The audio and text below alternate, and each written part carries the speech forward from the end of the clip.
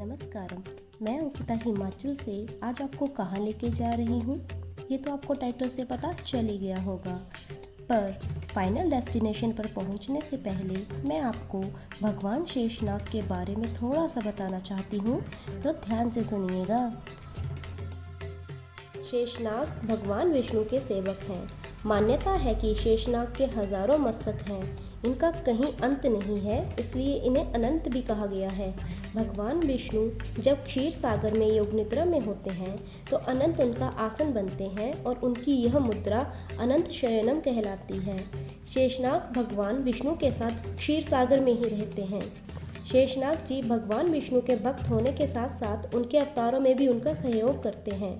जैसे कि त्रेता युग के राम अवतार में शेषनाग ने लक्ष्मण भगवान का रूप धरा था, वैसे ही द्वापर युग के कृष्ण अवतार में शेषनाग जी ने बलराम जी का अवतार लिया था।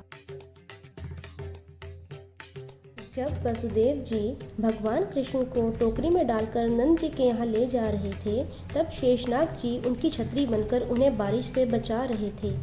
इसके अलावा रामानुज और नित्यानंद भी शेषनाग जी के अवतार कहे जाते हैं। शेषनाग ऋषि कश्यप और माता कद्रु के सबसे बड़े पुत्र और 1000 नागों में सबसे बड़े भाई हैं।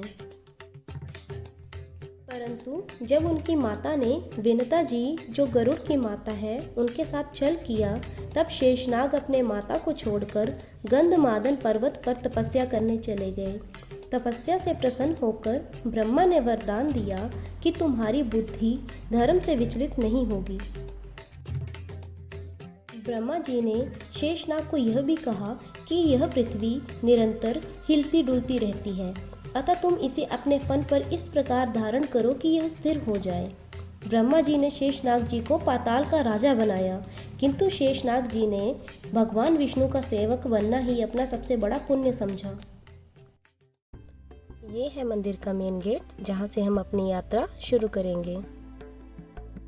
मेन गेट एंटर करते ही आपको यहाँ पे तरह तरह की और सुंदर दुकानें देखने को मिलेंगी, जिन्हें देखकर आप भी यहाँ से कुछ खरीदे बिना नहीं रह सकते।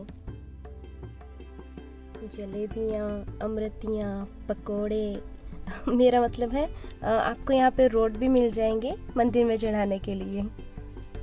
सारी आकर्षित चीज़ों को छोड़कर फाइनली मैं मंदिर में पहुँच गई हूँ।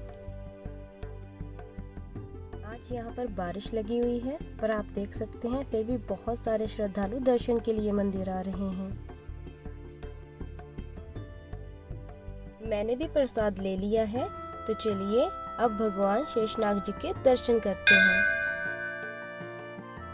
नाग पंचमी की वजह से मंदिर में भीड़ ज़्यादा है, इसलिए फ्रंट का कैंची गेट बंद किया हुआ है।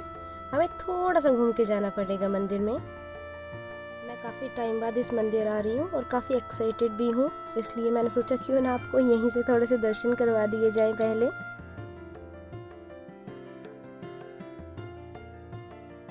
मंदिर के बाहर ये बैठे लोग ढोल नगाड़े बजाते हैं और भगवान शेषनाग जी के गीत गाते हैं। लीजिए आप भी शेषनाग भगवान जी के दर्शन कर लीजिए।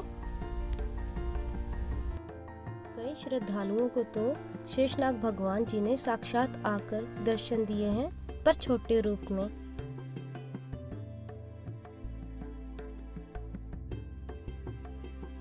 पंडित जी से डोरी ले लेते हैं और जो ये बाहर गीत गा रहे होते हैं, आप इन्हें भी अपनी खुशी से कुछ ना कुछ जरूर दें।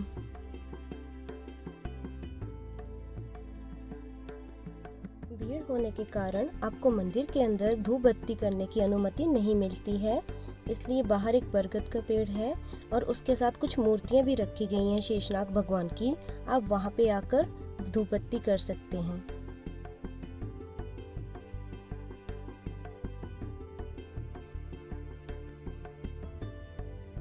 ये नाग मंदिर की पवित्र मिट्टी है।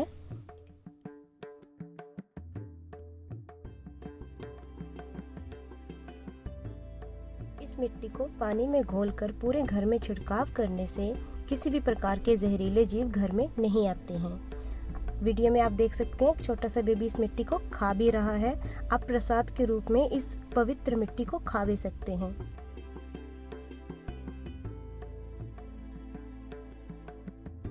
यदि किसी व्यक्ति को सांप डस लेता है तो इस मंदिर में आने से ही वो व्यक्ति ठीक हो जाता है और उसके शरीर से सारा जहर निकल जाता है।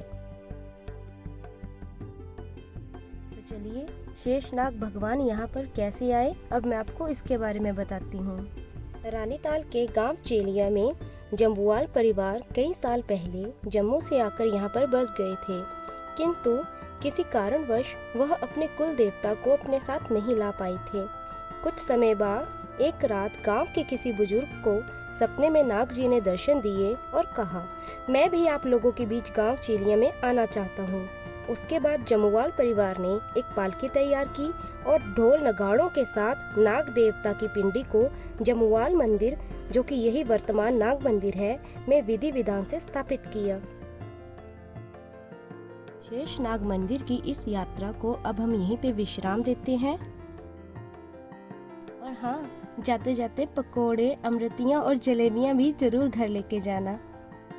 मैं आशा करती हूँ आपको ये वीडियो अच्छी लगी होगी, तो प्लीज़ लाइक ज़रूर कर दीजिएगा। और भी इस मंदिर के दर्शन कर पाए और इसकी हिस्ट्री जान पाए तो शेयर भी ज़रूर कर दीजिएगा। मैं अंकिता हिमाचल से जल्द ही मिलूंगी आपके साथ एक नई वीडियो के साथ। तब तक के लिए ओम नमः शिवाय।